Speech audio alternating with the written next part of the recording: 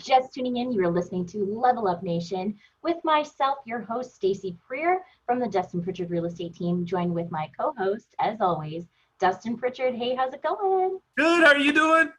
Good, good. So today we're talking all about mortgages with our friends, Jonah Melville and Adriaan Dreissen. Guys, how's it going? Thank you so much for being on the podcast. Thanks for having us on. I really appreciate it. Thanks for having us. It's nice to be here. And I do want to say, just a super shameless plug, that both these gentlemen are actually on the real estate response team with the Dustin Pritchard Real Estate Team. So we have the honor and privilege of being able to send our clients to these gentlemen to take good care of our people. So thank you again for being on the response team, boys, and really appreciate the service that you offer. Yes, thanks for including it. Have friends in high and low places. So guys, today, it's never a show without my cheesiness, so just, come on. But without further ado, I think we really want to get on to some inflammatory topics. There's a lot of things that were going on in mortgage news discussions about tougher restrictions and, taking away those extra loan sources.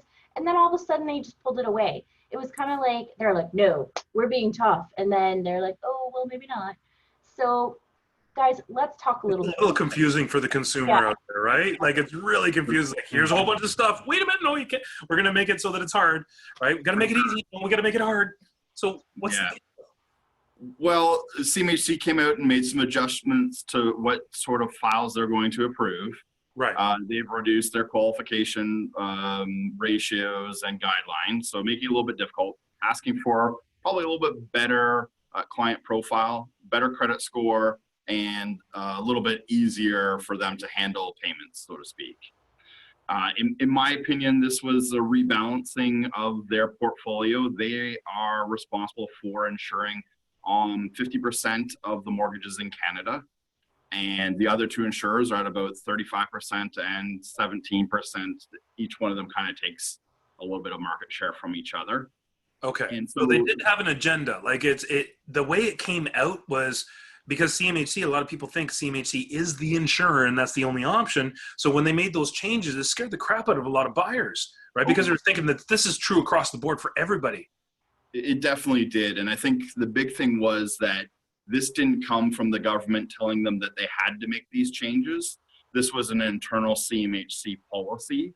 And so that allowed the room for the other insurers, Genworth and Canada Guarantee, to say, we're really good with our underwriting practices. We're happy with the clientele that we're taking, and we're not going to make those restrictive changes. For the mortgage brokers in Canada, they're seeing that this isn't really changing much for them because we're at about 35% to CMHC, 35% to Genworth, and 30% to Canada Guarantee. So we have a very balanced portfolio when we submit our products as a collective group in Canada. But when you add the bank's funding and all these other sorts of sources of mortgages, the ratio gets skewed to CMHC, and therefore then the taxpayer does have a little bit more risk in that regard.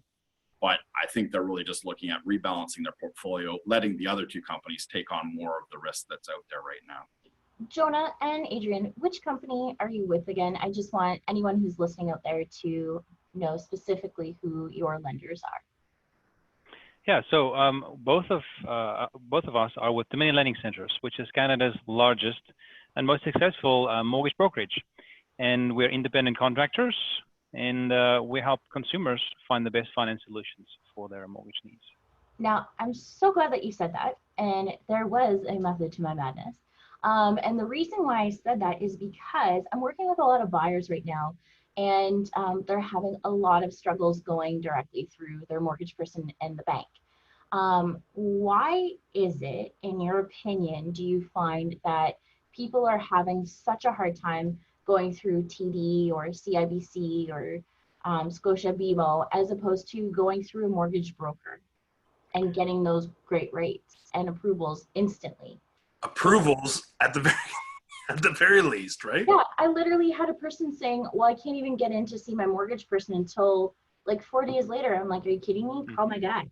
Like, Oh my God. yeah. I can give you my opinion on this, and I can tell you from my experience and what we are experiencing, what we're seeing. As mortgage brokers, we have access to all or a majority of those lenders. We work with banks, trust companies, credit unions, mortgage corporations, insurance companies, even private lenders. When something happens in the industry that is a small change or a significant change, we have to adjust very quickly to, number one, stay competitive, stay relevant, and be able to still serve our clients and consumers to get the results they need. And so when this pandemic happened, it was instant. The brokers, we all adjusted very quickly and everything went virtual. And so we are still accessible to our clients 24/7 virtually via phone calls, virtual meetings, or just if it's you know, an online application or even a paper application, we can still process those. And what really benefits consumers working for their mortgage broker is we are going to shop the consumer's needs to all the lenders out there. So you have access to all their products, the best solutions, all the solutions for your needs. And also we're going to get the consumer the best deals and lowest rates so that their best interest is protected. And it's at no cost to consumer with A lending as well, and also some B lending. So can I dig into that a little bit, Adriaan? So just to paraphrase, you think that the reason why people are not getting as much traction with their traditional top 5 banks as opposed to a mortgage broker is simply access, is that you're responsive, you're accessible, you're able to, you know, shop it around to all these different places and get them the best deals and rates and everything else. But I know for a fact that a lot of the branches were closed and they were just not able to process requests, and they weren't set up. They're set up for a retail environment. They're not set up for a virtual environment. And you're saying that mortgage brokers simply are. They're just more accessible? Well, that's just one of the aspects during the current circumstances, right? Yep. Ease of access, but also a mortgage broker is motivated to perform for the consumer, because we don't get paid a salary. We'd only get paid if that mortgage funds. And in order for that mortgage to fund, it has to be the absolute best deal and the absolute best results for the consumer. And so, yes, we're very motivated to make sure our clients are extremely well taken care of, and they're going to get the best solutions and the best results and the lowest rates for their needs. That's the one thing. And the second thing is, because we have access to all the lenders or most of the lenders, we really have the opportunity to find the perfect fit for them and the perfect solution so that they can have the best results. I love it. And you know what? Level Up Nation's all about entrepreneurs. Sorry, Stacey, you were going to say something, but I just love it because I love it when somebody's basically for business for self, right? Even though you're on a commission, or especially because you're on a commission, it's almost like you're your own business owner, and you don't get paid a salary. So you've got to hustle, you've got to serve, you've got to be able to provide the very best services. And that's why I love working with mortgage brokers like you guys, because I know that you are financially motivated to make sure that you're actually helping your clients achieve that success, as compared to going to a regular bank where they're paid a salary and they're just there to do customer service. Not dismissing anybody that works at a bank, by the way. No. Those are Justin's views and not the views of Level Up Nation. No, just joking. No, I wanted to actually just kind of tagging on that. Jonah, how long have you been in the mortgage industry for? I'm coming up to 13 years now, started in 2007. So have you ever seen anything like this? Like, would you compare 2008 to this? Like, what would you have to, you know, kind of compare apples to apples? It's very similar to that time period, in my opinion.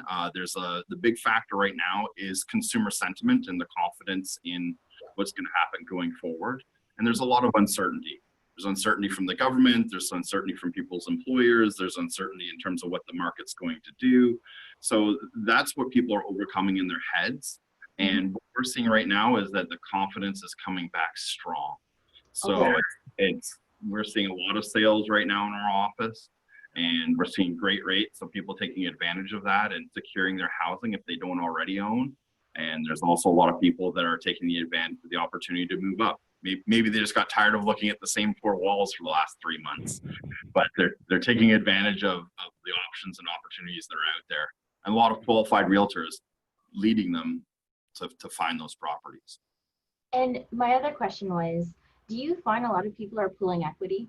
I kind of had this conversation with Dustin yesterday and earlier this morning. I talked to Dustin a lot, not just on the show. But so I'll ask you guys both this.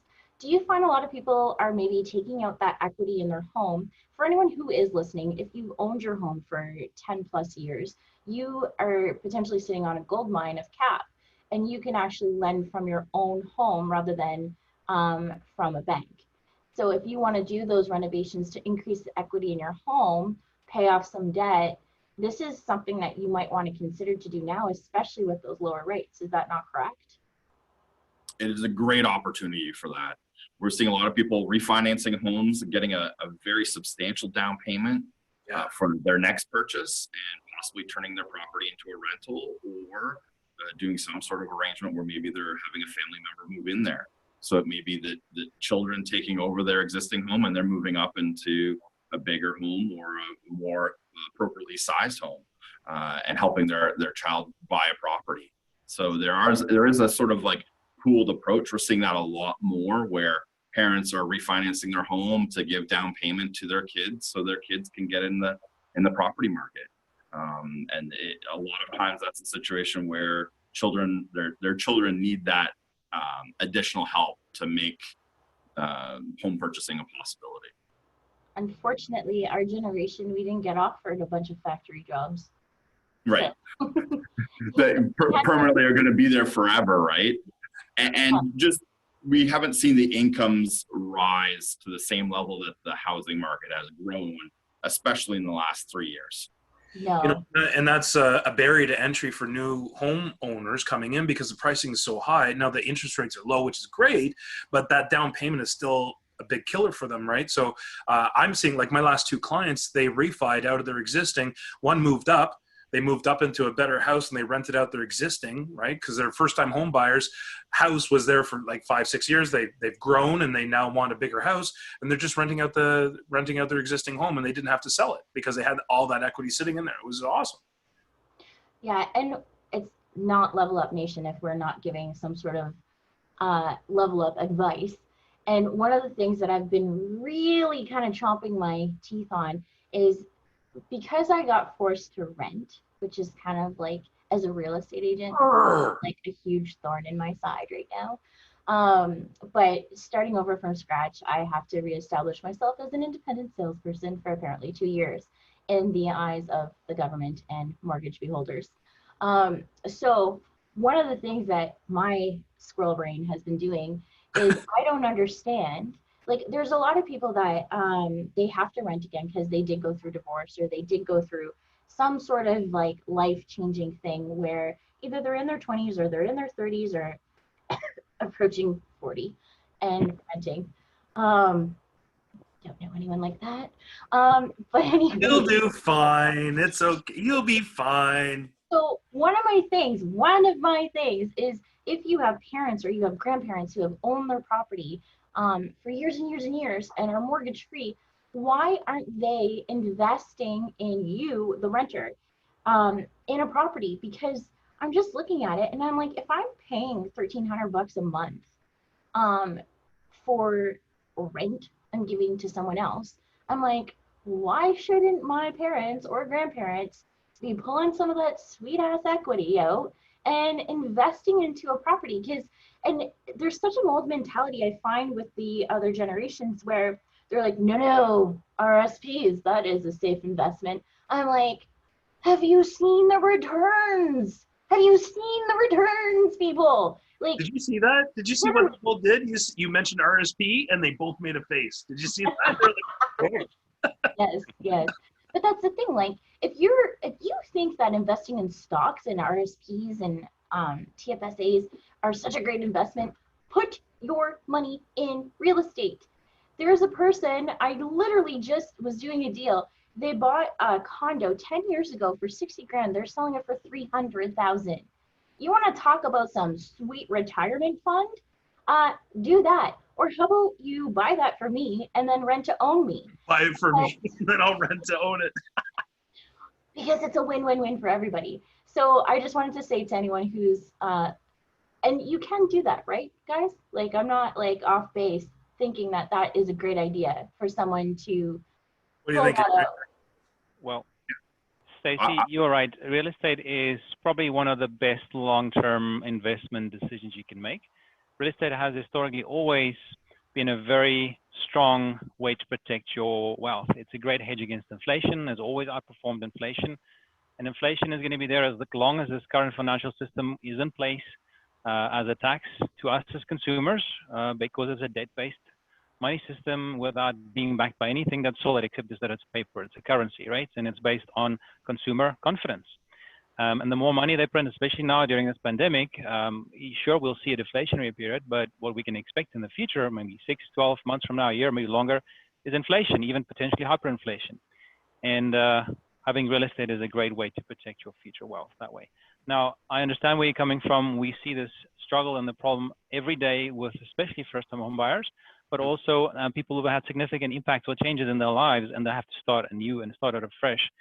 And it's very hard. There is currently a massive affordability gap because of the rule changes that the Liberal government put in place. The good news is there are solutions. Solutions might be joint ownership, a joint venture agreement, co-signers. There's even a lender that has a product where your family can co-sign a few, but they don't have to be on title, which also is beneficial for them, right? And then the other potential option would be is to get some gifted funds from your family to help increase the down payment to get you to the 20% point where we can actually qualify under the old lending rules with some select credit unions. They're not regulated by the same current acts that is influencing the B20 lending rules, which has really made it hard for people to qualify. So that's also one of the benefits of working with a mortgage professional, is to give you those solutions to help you find a way to get into your house sooner than later. And if not right now, give you a plan that's going to help you get there at the earliest opportunity so that you can get back into owning a home. Proud ownership, something is real, it's tangible, but also is going to be a great long-term investment. Because every time you make that mortgage payment, part of your payment is paying down the loan, building your equity, and at the same time, your asset is growing in value over time. So, okay. Something you said there was, it resonated because there's a level up nation. We want to level up, right? So it sounds to me like we have a need from two different parties. We've got a need on one side of the fence where you've got people with a lot of equity in their property. They've seen a lot of growth and they're sitting on cap, right? As Stacey would say.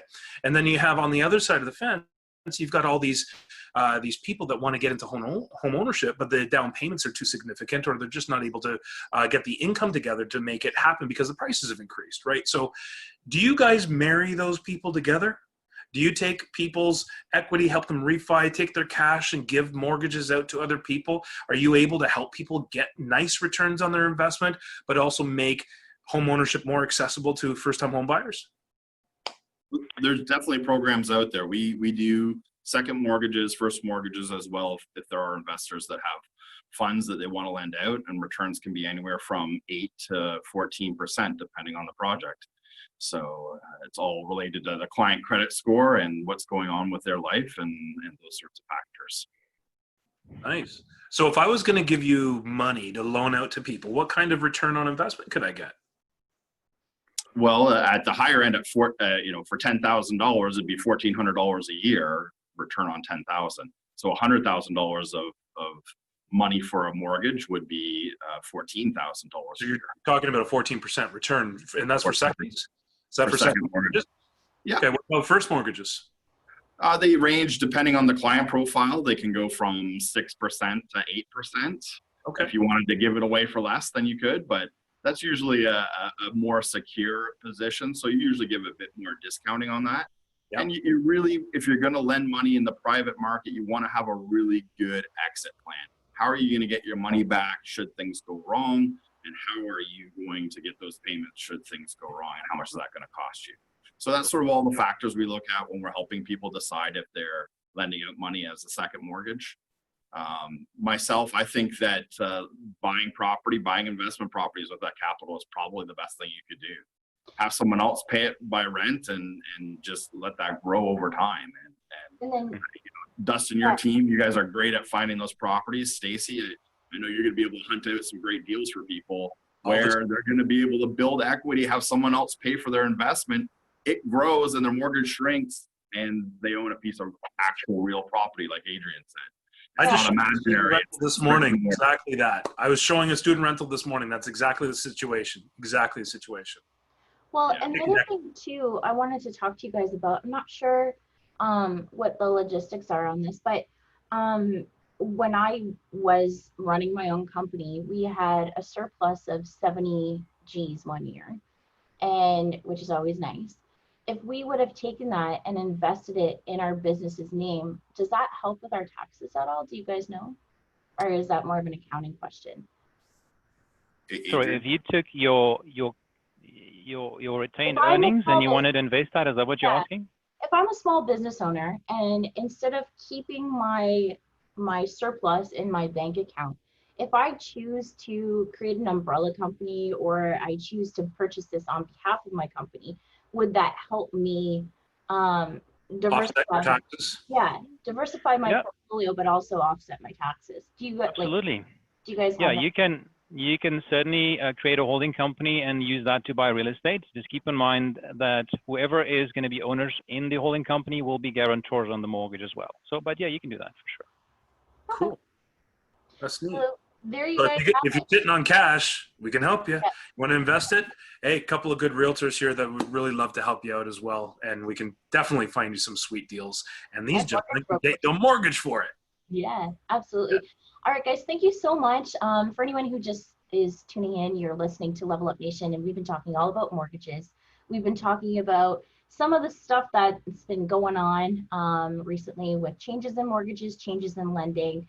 And if you have something you want to say about it, please hit us up in the comments. We want to talk to you. We want to follow up on you. Not on you, with you about this. And we are getting low on top. I don't even know how to follow up on someone. How is that even possible? I don't know. I think you just invented something. Good Maybe. job. So gonna follow up on you. Anyways, Dustin, without further ado, do you have any final thoughts? Of course, every time. You know what?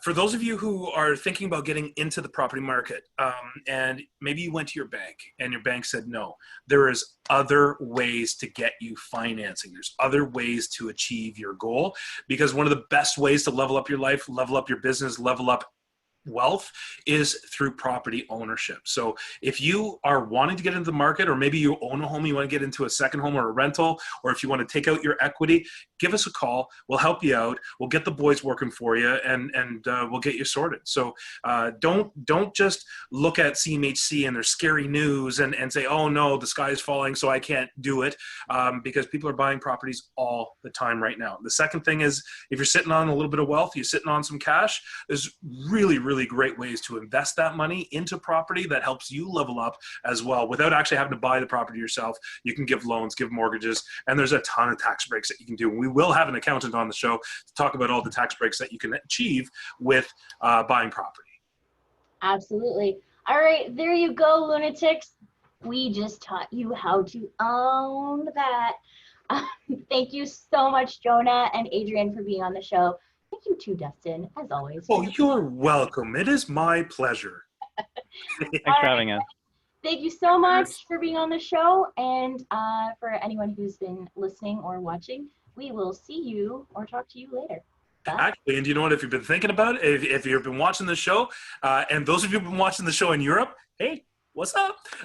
Go to levelupnationlive.com. Check out all the episodes that we have there. That's how you get to know us a little bit better, and you can watch all the stuff that we've been doing. Absolutely. All right. Ciao for now. See ya.